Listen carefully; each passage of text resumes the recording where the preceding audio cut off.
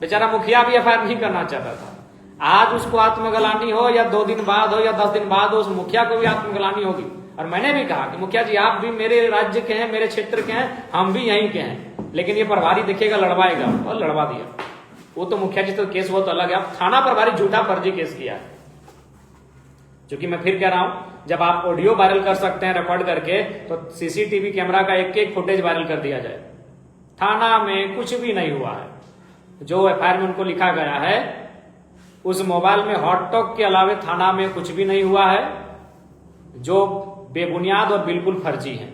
लेकिन खैरिए छोड़िए, थाना प्रभारी मिस्टर रवि कुमार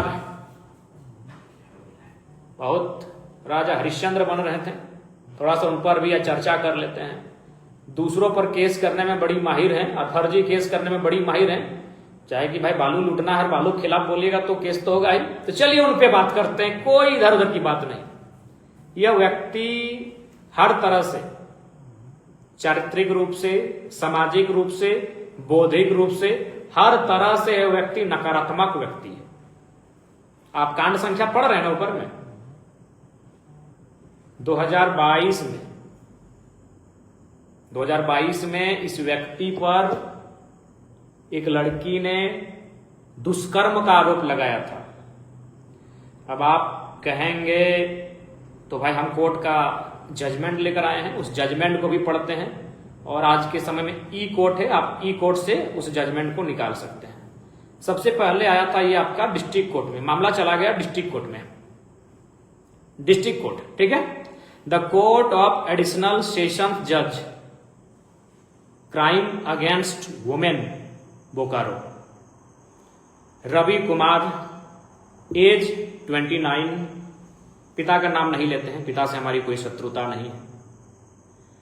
उनका एड्रेस है थाना बोकारो स्टील सिटी, जिला बोकारो, झारखंड। लड़की का भी नाम हम नहीं लेते हैं। अब आगे क्या लिखता है, the anticipatory bail petition filed on behalf of petitioner namely Ravi Kumar, यानी रवि कुमार के बिहाफ में एक एंटीसिपेटरी बेल को भरा गया है। अब आगे कहता है इन कनेक्शन विथ, जो कोर्ट का है और कोर्ट का कुछ कुछ उच्चारण में हम लोग त्रुटि कर सकते हैं फील्ड फाइल में, क्योंकि बायोलॉजी का अपना शब्द होता है तो कोर्ट का भी अपना एक शब्द होता है, भले अंग्रेजी हो, लेकिन उसमें अब थोड़ा सा लास्ट में जाते हैं क्योंकि इतना पढ़ने के समय नहीं है। लास्ट में लिखता है considering the above facts, facts मतलब तथ्य, एबव ऊपर, सबमिशन यानी जो चीजें सबमिट की गई, नेचर यानी उनकी प्रकृति, सर्कमस्टांसेस यानी परिस्थितियां, एंड सीरियसनेस गंभीरता ऑफ द केस, केस का। I am not inclined to allow the ABP of the above petitioner, क्योंकि एबीपी का मतलब हम अभी समझ नहीं पा रहे हैं, ये शॉर्ट में है एबीपी, क्योंकि कोर्ट का विषय है, हर कानूनी चीज को, बायोलॉजी के हर बीमारी को हम लोग पढ़ नहीं पाएंगे, समझ नहीं पाएंगे, तो एबीपी का मतलब हम नहीं समझ पा रहे। आगे लाइन है, accordingly the anticipatory bail petition number इतना इतना of the petitioner Ravi Kumar is hereby rejected, यहां से रिजेक्ट किया जाता है, उल्टा हो जाएगा, यहां से रिजेक्ट किया जाता है। यानी रवि कुमार थाना प्रभारी का बेल, जिसमें 376 का मतलब समझते हैं ना साथियों, दुष्कर्म का आरोप, दुष्कर्म को अंग्रेजी में रेप कहते हैं, हम लोग रेप ज्यादा समझते हैं, और रेप का संबंध किसी स्त्री से होता है, यानी इस व्यक्ति पर रेप का आरोप था और डिस्ट्रिक्ट कोर्ट ने रिजेक्ट कर दिया। क्या लिखा, the anticipatory bail petition number इतना, petitioner Ravi Kumar is hereby rejected. Reject के मतलब आप समझते हैं, रिजेक्ट माने रिजेक्ट कर देना, एकदम खल्लास, निरस्त कर देना उसको। अब यहां इसको बेल नहीं मिला। अब ये चलता है आगे, और साथ ही साथ एक मजेदार मामला है। आप अगर अतीत में जाइएगा तो उस लड़की ने, मैं उसका नाम नहीं लूंगा, वो मेरी बहन जैसी है, लेकिन इस व्यक्ति को छोड़ूंगा नहीं, उसने अपने फेस को कवर किया, मास्क लगाई और 164 के तहत फर्द बयान भी दिया है। 164 के तहत उसने फर्द बयान भी दिया है, और उस फर्द बयान में जो केस है उस चीज को उसने अपना पक्ष को रखा है। अब ये तो हमने डिस्ट्रिक्ट कोर्ट, अब चूंकि पुलिस है, दरोगा है, बड़ा बाबू है, तो ऐसा थोड़ी मानेगा, वो चला गया हाई कोर्ट। अब हाई कोर्ट का भी, हालांकि हाई कोर्ट में क्या होता है सो देखते हैं हाई कोर्ट में क्या लिख रहा है। ये चले गए high court. High court, in the high court of Jharkhand at Ranchi, Ravi Kumar versus जो भी है, वहां आता है कि उनके वकील के द्वारा यह तर्क दिया जाता है, it has been submitted by the counsel for the petitioner that offence under section 376 IPC is not made out as complainant was major. यानी यहां यह तर्क दिया गया कि जो शिकायतकर्ता लड़की थी वो मेजर यानी बालिग थी। क्या थी? बालिग। यानी उन दोनों के बीच जो संबंध स्थापित हुए थे वो डरा धमका कर स्थापित नहीं हुए थे, यह तर्क दिया गया। और फाइनली क्या हुआ? फाइनली क्या होता है, चलिए इसको थोड़ा सा हम हिंदी में ट्रांसलेट करते हैं, हिंदी को ही अनुवाद को रखते हैं आपके सामने। याचिकाकर्ता के अधिवक्ता, याचिका मतलब रवि कुमार, याचिकाकर्ता के अधिवक्ता मतलब एडवोकेट, वकील बाबू ने तर्क दिया कि आईपीसी की धारा 376 का अपराध नहीं बनता है क्योंकि अभियोक्त्री यानी वो बालिका, कंप्लेनर बालिग थी।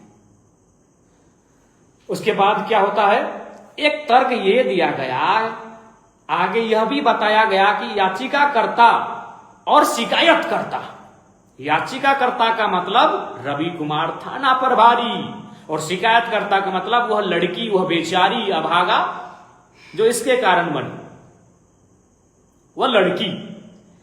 याचिकाकर्ता और शिकायतकर्ता के बीच 20 तारीख 5वां महीना 2022 को विवाह संपन्न हो चुका है। तो इस व्यक्ति ने उस लड़की से शादी कर लिया। चलिए, जिसने केस किया था उससे शादी तो कर लिया, 25,000 का जुर्माना भी, जो जमानत बंद पत्र होता है, उस लड़की से शादी तो कर लिया, लेकिन एक लड़की और एक फैमिली का पूरा का पूरा लाइफ, पूरा का पूरा सिस्टम, पूरा का पूरा मान सम्मान चौपट कर दिया। क्योंकि मामला दरअसल ये है साथियों कि रवि कुमार थाना प्रभारी बरवड्डा, उनका एक बालिका से प्रेम था, प्रेम स्वाभाविक है, सब किसी का होता है, और उनके बीच जो भी प्रेम के दौरान घटित होती हैं वो सारी चीजें घटित हुई। इसी क्रम में उसका, चूंकि रवि कुमार अन्य समुदाय से थे, उनकी प्रेमिका अन्य समुदाय से थी, दोनों अलग अलग समुदाय से थे, यानी परिवार विवाह के पक्ष में नहीं था।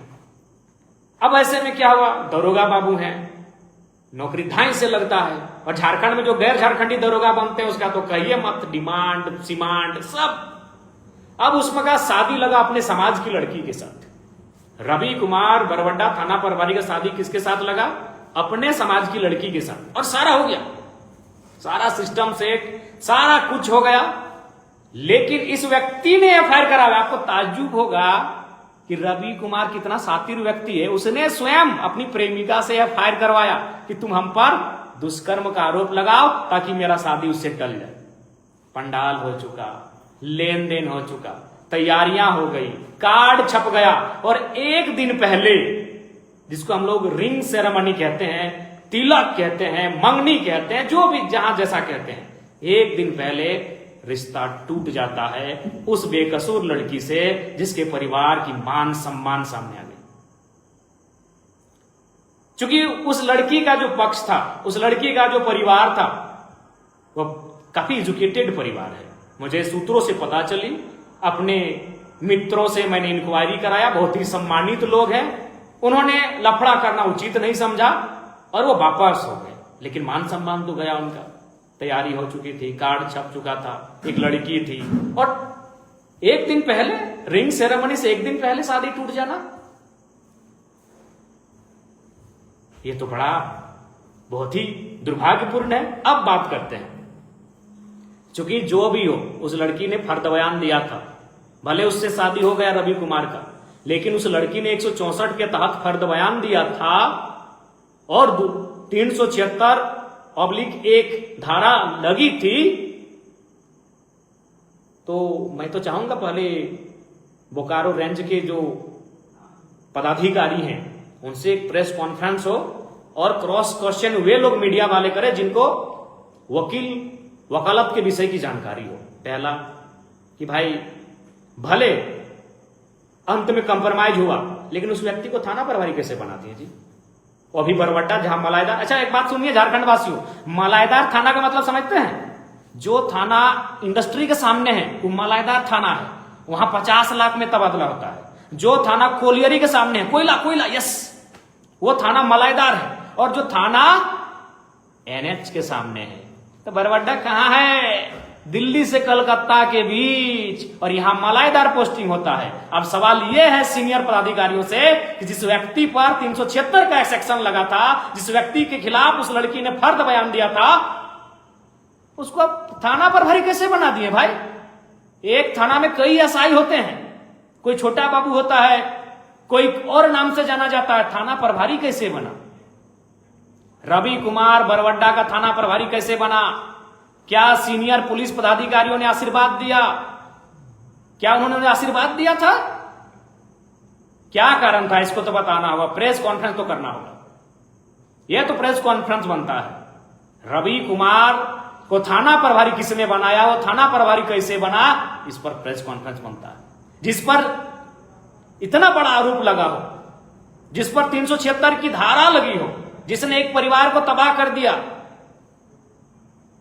और वो व्यक्ति थाना प्रभारी भी मलाईदार थाना, बरवड्डा, गोविंदपुर, निरसा, माथेन, तोपचाची, निमिया घाट, डुमरी, बगोदर, ये सब एनएच वाला मलाईदार थाना है।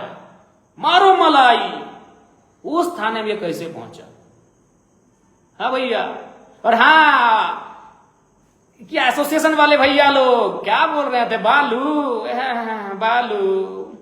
कालू करेंगे अभी आपके प्रभारी को। पहले हमारी लड़ाई उन सभी लोगों से नहीं है, बहुत लोग ईमानदार हैं, चाहे पुलिस हो, सिस्टम हो या एसोसिएशन हो, लेकिन आपका थाना प्रभारी जो दिखता बड़ा सुंदर है, क्या बात करते हैं? माने हम ऐसे आप बहुत ज्ञान दे रहे थे एसोसिएशन वाले, अभी ज्ञान आपको भी देंगे ज्ञान, क्योंकि आप जितना पढ़े हम उससे कम नहीं पढ़े लिखे होंगे।